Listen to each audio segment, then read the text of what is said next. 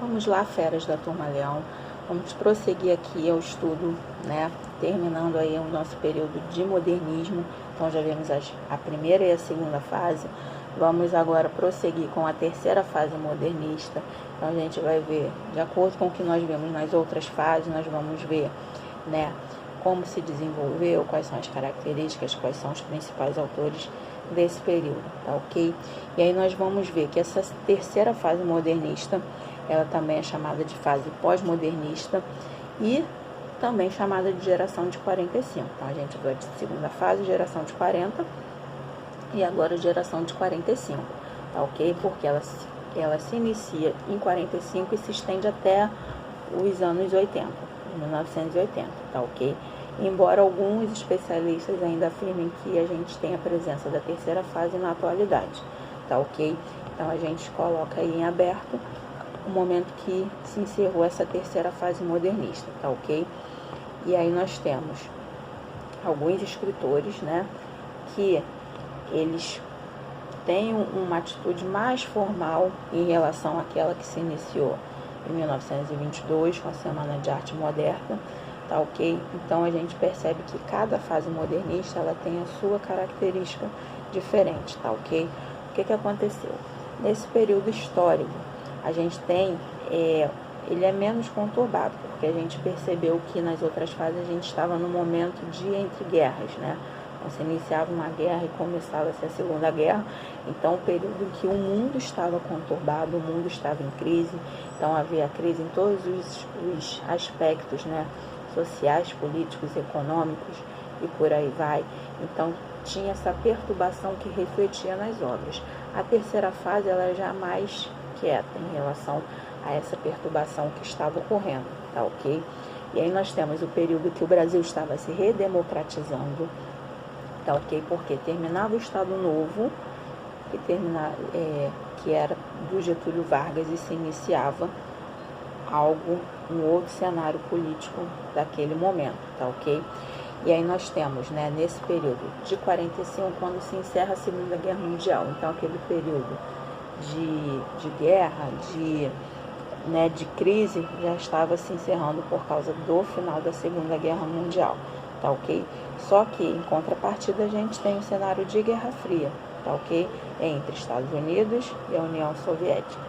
Então tem um outro período aí, menos conturbado do que uma guerra mundial, tá ok? Já é uma guerra mais pontual, embora reflita no mundo todo, tá ok?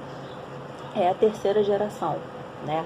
O que vai acontecer com essa terceira geração? Ela vai ter uma questão academicista, então vai voltar aquelas atitudes clássicas que tinha sido desprendida com as primeiras fases, tá ok? Nós vamos ter uma retomada ao passado, tá ok? Então uma busca do seu passado para ser abordado no seu presente, tá ok? A liberdade formal, né? Ela vai ceder um pouquinho à volta da métrica, da rima, tá ok? Que tinha sido deixada de lado pela geração 30, pela segunda fase, tá ok? Nós temos o que? A presença de realismo fantástico. Então, o que é o realismo fantástico? São aquelas obras que têm a ficção absurda. Então, são coisas que são inverossímeis. O que é isso? Não se aproxima em nada da realidade, né? Então, se a gente pegar, teve uma novela da Globo, né, também, que tinha a Dona Redonda, que comia até estourar, né? O Homem que Vira Lobo, né? Então, são coisas que não acontecem na realidade. Isso tudo foram assuntos abordados nessa terceira fase moderna, tá ok? Então, são pontos fantásticos, são um realismo fantástico, aquele absurdo que não acontece de fato, tá ok? Só acontece na ficção, tá ok? E aí nós temos novamente essa influência do parnasianismo, do simbolismo. Parnasianismo, aquela métrica perfeita. O simbolismo já transcende do corpo para a alma. Então o simbolismo tinha essa característica de elevar, né, transcender do humano para o sobrenatural. E aí a gente tem uma retomada desses assuntos na geração de 45, na terceira geração moderna, tá ok?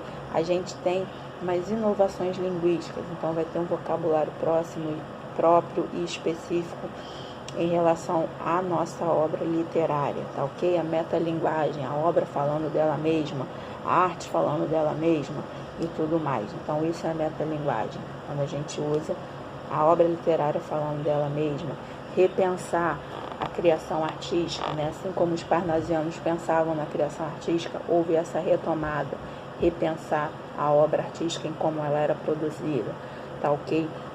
A gente tem uma temática, né, com regionalismo universal, então também, assim como a segunda fase, se buscava as regiões brasileiras, as suas características, os problemas que ocorriam, né, nessas mudanças do Nordeste para o Sudeste, os problemas de convivência, se viver nos centros urbanos, né? Por mais que a gente saiu da seca, mas aqui tem outras coisas, né? Até hoje, a luta pelo emprego, ter casas, às vezes constrói casas em barrancos, à beira de rios, né?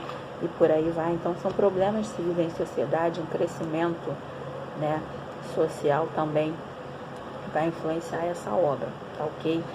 Há uma preocupação com os temas sociais, né? Então, a preocupação com o humano, né? Se a gente busca simbolismo, buscava o lado espiritual.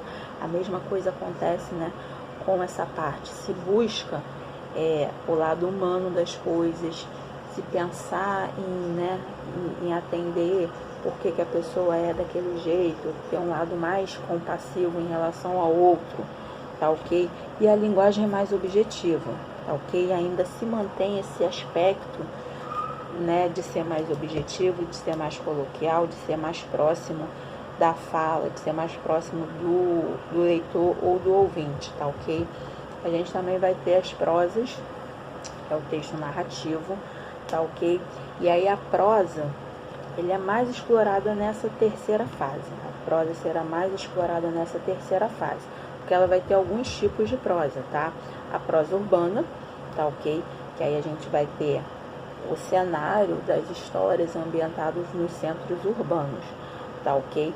E aí a gente vai sair do campo e vai vir para a cidade. Como, né, principal escritora, a gente tem a Lígia Fagundes Telles em relação a essa exploração urbana em suas temáticas, tá ok? A prosa regionalista, que aí vai ser o inverso da urbana, vai sair da cidade e vai passar para o campo, então vai abordar a vida agrária, tá ok? Vai colocar aquela fala regionalista, então Guimarães Rosa e Luí consegue expor muito bem essa temática regionalista, tá ok?